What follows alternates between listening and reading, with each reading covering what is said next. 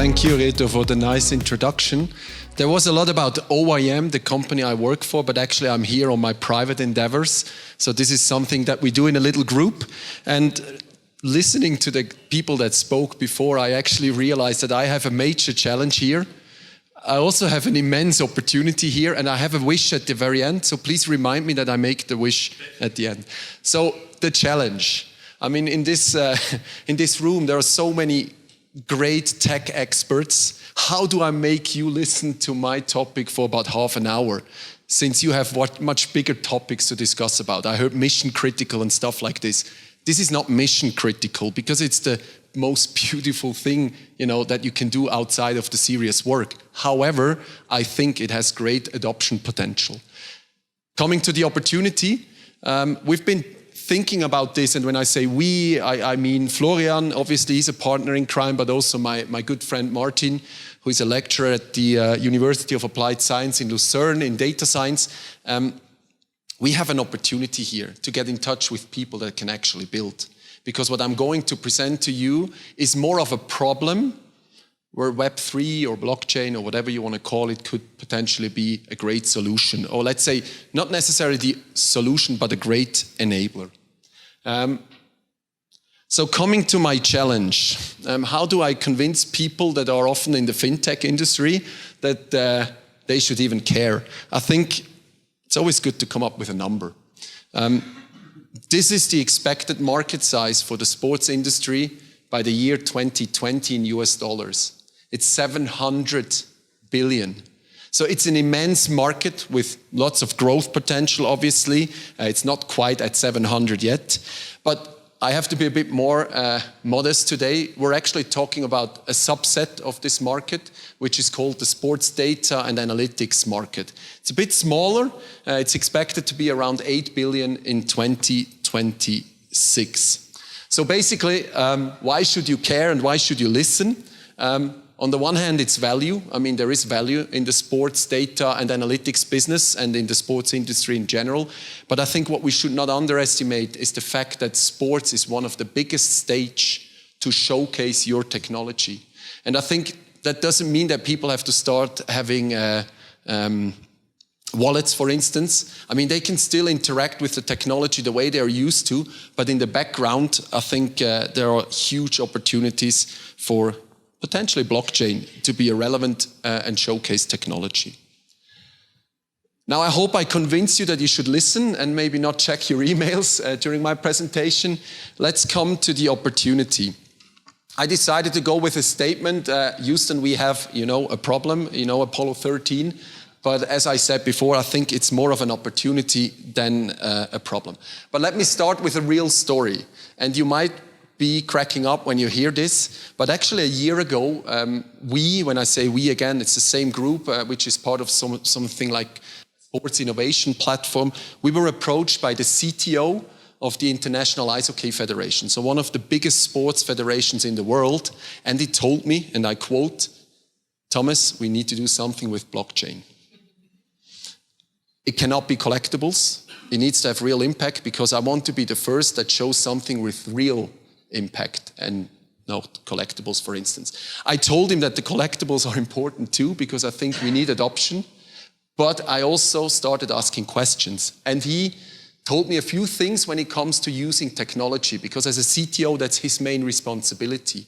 He told me, for instance, that he thinks that the growth of the sports product is endangered because these athletes do not trust them anymore with what they do with more and more sensor tech. So they don't trust them in terms of, privacy-related issues, but also in terms of monetization. Obviously, he told me GDPR is a nightmare. That's one very good. And then he said something which is even more interesting. He told me that this data rights partner that they're using, it's a Swiss company, Infront. I hope no one from Infront is here today. If so, please raise your hand.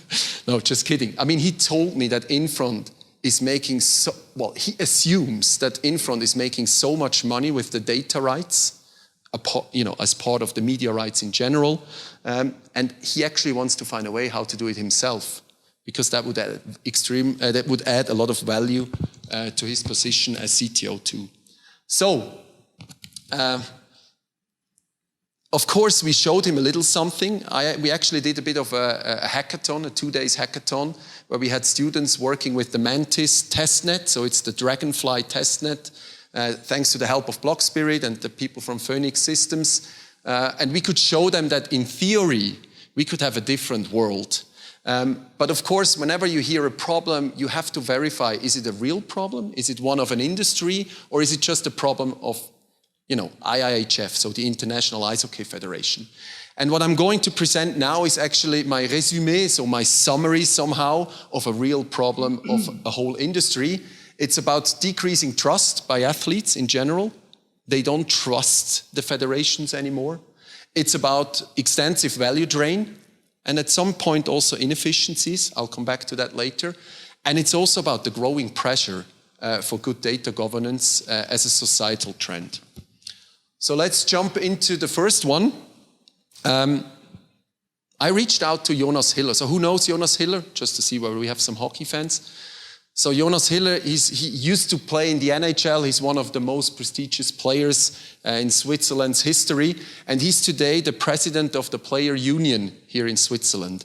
And I approached him and I asked him the same questions. Do you actually mistrust these organizations? And that's what he said. He said, yes, my players do feel left out when it comes to the use and monetization of data. He mentioned that it goes as far as they are afraid of giving people new access to new data from new sensors because they feel that it affects their contract negotiations. So there is a concussion protocol in place, a sensor in your helmet, and players avoid using that sensor even though it would help their doctors to make better decisions about their health state, but they fear that the teams can use that data to get their long-term contracts at a lower value. So it's a real problem, and he ended up, the conversation, he's actually in Australia, so I reached to him a few days ago with his family on the other side of the planet, and he said, look, Thomas, we can only grow together. So they need to find a way how to get us players on board, and actually no consent, no data. Very interesting statements. But is it just ice hockey? No, it's not. So this is an interesting initiative. It's called Project Red Card. It's actually within the player community in the United Kingdom. They sued sports books and data processing companies. I will later on call them data brokers, by the way, claiming that they have illegally profited from player statistics. So we're talking basic statistics like assists, goal, all this kind of stuff. They made a lot of money and they're suing them. So this is happening. I think we can summarize, yes, sports data, just like any personal data, can be sensitive. And apparently there is a lack of transparency when it comes to dealing with data. And this is a growing conflict within the sports system for the growth of the overall product. So let's jump into the value drain story. This is a very simplistic view on the ecosystem today. I deliberately used Sports Radar. Maybe some people have, some know this company. It's a Swiss company. They claim themselves data rights partner. So they're actually data brokers, that's what I call them. And what's interesting here is on the left-hand side, you have all the data providers. It's the federations using technology like tracking, cameras, but also simple statistics that they obtain from the games. They give it to the data rights partner, and the data rights partner provides it to all the consumers like broadcasters, bookmakers, scouts, etc. But what's most interesting here is the number up there.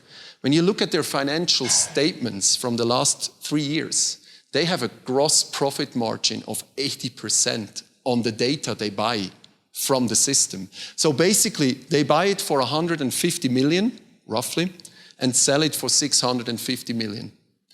What does that tell me? There is a large value drain from the system that could actually remain within the players that are responsible for the value, for the data. But that's just one side of the story. There's actually more. If you look at their financial statements, you realize that the net profit margin, so what's left at the very end, is only 5%. So somewhere in between, they lose quite a bit of money, which tells me, in some way or the other, they're quite inefficient in the way they provide data to the data consumers. I'll come back to that later on. One more example. I mean, again, is it just ice hockey? No, it's not. So I want you to meet this guy here. His name is Johan Elias. He was elected FIS president, so International Ski Federation. He was elected president last year. He's not quite everyone's darling, not quite, if you read the news. And the reason, because he's not everyone's darling, is actually because he comes from the industry and he knows how to make money. And he tells people that unless they claim back the broadcast and media rights, including the data rights, they will never be able to take control of their own destiny again. So he's basically telling people, I'm ready to go into a fist fight with all these data brokers and other data and other rights partners just to claim it back, because he wants to do it himself. The fact that he calls it centralized is maybe within this group of people is a bit unfortunate, but of course it has nothing to do with centralization that we are talking about when we speak of blockchain, for instance. It's just the fact that he wants to get it back. So I think we can summarize, there is lost revenue potential for sports, definitely, but there are more examples, of course, than Sports Radar. That's just one player, but one of the biggest. And apparently there are large operating expenses. So I think there needs to be more efficiency. And I'll come back to that again when I show you the solution. Last but not the least, and I think that's concerning every one of us, data governance, or as some call it, a fair digital world, has been claimed a mega trend for the coming years. I mean, this is not just sports that we're talking here. This is a societal trend. And especially in the EU, it's quite interesting. If you look at their strategy for data, they say stuff like putting people first, or athletes. They say stuff like defending and promoting European values and rights. Maybe it could be the values that the sports industry tries to portray. But at the very end, this is a big trend. And I think sports has a notorious sort of self-understanding of itself that they want to be the first, they want to be role models. So sports federations do see it as their job to go ahead and be first and make a change. That's what they claim. Many of the mission and vision statements claim that. So I think we can safely summarize here again, we are in the era of data. I think I do not have to say more about this. There is maybe some decreasing trust, not just by athletes, but by the society in general. And of course, the regulators are responding. They are responding. And the thing is, about 80% or even more of all the sports federations have their hub in Switzerland.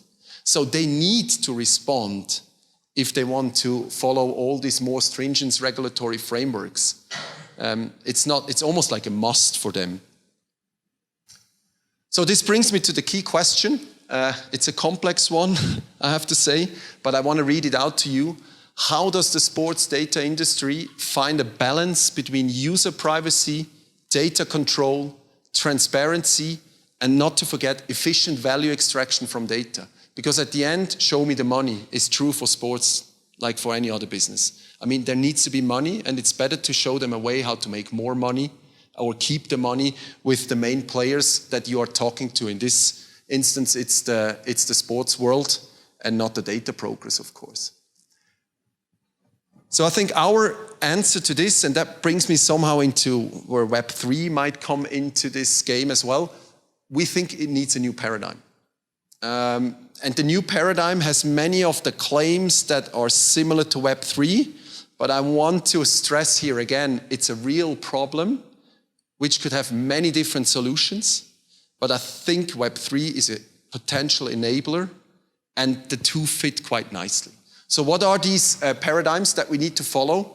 We need trust by design. So we have to make the use of data transparent to everyone who is providing value to the system, including the athletes. So see them as partners. We need to maximize value generation.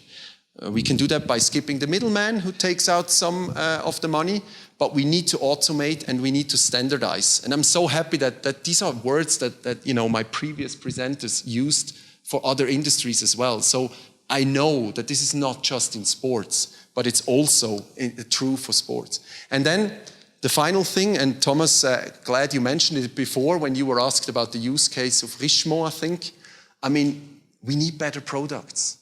And today these data sets are within silos and often behind big paywalls. So we need to make the data accessible to everyone who can do something cool with it. Of course, respecting all business obligations that we have. So before I show you the solution or the value network that I see as a solution or we see, I want you to meet Darius. Darius is a young founder and CEO of a company called Willis Sports Organization. He's building a very sophisticated recruitment platform for football. And what's interesting with him is the fact that I spoke to him about data. And you wouldn't believe how he does it today. And he's making money with that thing already. He's scraping data all over the world. I mean, on the one hand, it's not really trustful. You might not even get endorsed by, these big federations that provide the data because they didn't provide it. You took it somewhere else. And actually, it's illegal too. So his key thing that he mentioned, and he's just one data consumer, of course. There are many more. He said, if you can provide me verified and endorsed data, I will buy it from you. Somehow similar to the music industry. Remember, we all did Napster and stuff, took it for free, and someone showed us a way that we can have a better experience and then pay for it again. So, sounds familiar. So, before I stop for a moment, how does that new sports data value network actually look like? So this is a complicated slide. I know it actually took me a few nights to drill into all these kind of things because I think it's a complex system and there is actually no way to show a complex system on a slide. There is simply no way. However, I want to point out a few things here. So first, where does the money come into the system? That's right over there. So we have customers that pay, for example, broadcasters or bookmakers, and that's where the money comes into the system. It goes to the data consumers, and from the data consumers, it somehow trickles down to the data providers. Now, what's new here? And there are actually a few things which are essentially new here, and which are super important. So first of all, let's look at the left-hand side, data providers. So a typical hockey event or game is tracked with radio waves, so they have sensors on their body. They might be wearing heart rate monitors and other interesting medical grade data. Speaking of data and how it needs to be protected. There are official game statistics and lots more. Now, in our value network, the athletes are part of the deal. So they consent that this data is being used by the consumers, the data consumers in the middle. What's interesting here is we need marketplaces for that. So before I heard primary, secondary, and even, I don't know whether the word exists, tertiary, what is it called? Third level marketplaces, tertiary.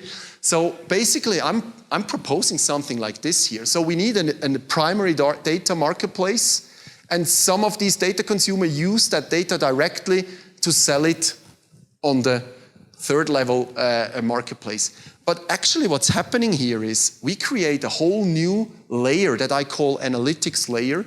We create a new industry of people that use several different data feeds to come up with a new product which is even cooler, which visualizes better what's happening during a game, etc., etc. So this is a whole new, I would say, layer and a whole new industry that could develop. But you see the problem. We have a lot of business relationships here. I mean, how do you handle an analytics company that needs computer vision data and I don't know what, and physiological data? I mean, they're already tapping into 2 feeds, and then they resell it to the OTT provider who then sells it to his customers. So how do you integrate all these business relationships is probably one of the key questions, and I was super happy to hear that you can build logic to that and apply it to the blockchain. Final part, and I stop after this real quick because I actually thought that Florian would jump in here. It feels a bit shaky to talk too much about Web3 and blockchain as a sports scientist or a health and technology PhD. However, I want to mention a few things and then open up maybe for questions and the discussion. So first of all, like anyone who is not a techie, I started with this super idealistic Web3 is the internet owned by builders and users orchestrated with tokens. Maybe you know Packy McCormick, Not Boring is an interesting newsletter. However, I quickly jumped into a new sort of promise that was recently shown from the GDI, so the Gottlieb Duttweiler Institute. It's a future research institute here in Switzerland, and I like their definitions and potentials much better. So they're talking about a more robust and efficient digital infrastructure, rings a bell, reduction of dependency. So that's what I'm looking at, and no more at this idealistic, maybe a bit too idealistic upper definition. I said before, I think for the network that we're looking for, Web3 is a key enabler. We need much more than this, and we are actually working on this. I'll come to that back at the very end, because at some point the data will be off-chain. You already realized that, and we talked about this today as well. And there are more hurdles and more issues with that. But when it comes to the business layer, we need Web3. That's at least my and our that we are convinced of. I'm not going through this again. You know the obvious one: blockchain transparency. You know what can be done with tokenization. You can actually put IP rights to digital assets, which is obviously key, because I think the data that we're talking about needs to be protected in order to do the access control which is needed. You know about smart contracts and the automation potential. We haven't really talked about identity a lot today, which is an interesting case here, because maybe you don't want anyone to be able to access the data still, and you want to know who's a player and who's a cheater. I mean, cheater in the sense that he's not really participating in the tournament or the event. And then at the very end, obviously the whole open source part is not necessarily related to Web3 so much, but that's key because it makes things scalable at some point. Yeah, so there's a lot out there. I mean, I'm not going into detail regarding what's happening in Web3. I told someone today that I'm actually selling my own browser data through a data union right now, which is sort of a concept which could be interesting for the new data value network. There is Ocean Protocol. They're tokenizing data assets. Maybe some of you are familiar.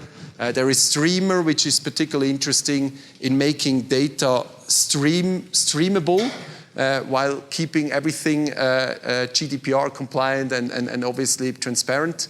But I stop here, because actually that's where I need you guys to ask good questions and maybe help me building it. Yeah, there is definitely one question. Just wait for a microphone. For me, it's an eye-opener, to be honest. I was a little bit skeptical about the sports.